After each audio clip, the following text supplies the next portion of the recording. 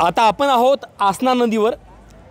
आसना नदीवर असताना आपण पाहू शकता की आताच आम्ही चर्चा केली पोलिसांच्या माध्यमातून. पोलिसांनी देखील त्या ठिकाणी हे लावली ड्युटी लावलेली आहे.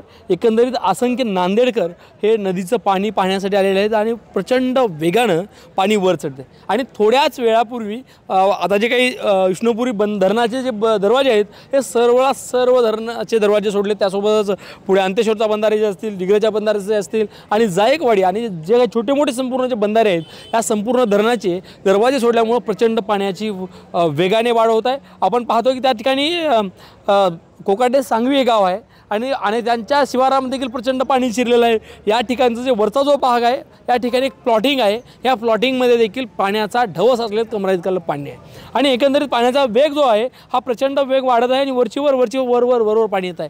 यामुळं सगळ्या नागरिकांना देखील मध्ये वाकून पाहायचं नाही आणि या ठिकाणी कुणीही येऊ नये यासाठी देखील पोलीस बंदोबस्त देखील लावण्यात आलेला आहे. हे पाण्याची प्रचंड पातळी वरचीवर वाढत आहे. शेतकऱ्यांनी आपल्या गुराढोरांची आणि काळजी घेणं जमल तेवढी गरजेची आहे आणि त्यासोबत पिकाचं तर प्रचंड नुकसान झालं. या पिकासाठी आता कोणीही काही करू शकणार नाही. सरकारच्या मदतीशिवाय शेतकऱ्याला दुसऱ्याची अपेक्षाही नाही आणि दुसरं काही होणार देखील नाही. धन्यवाद.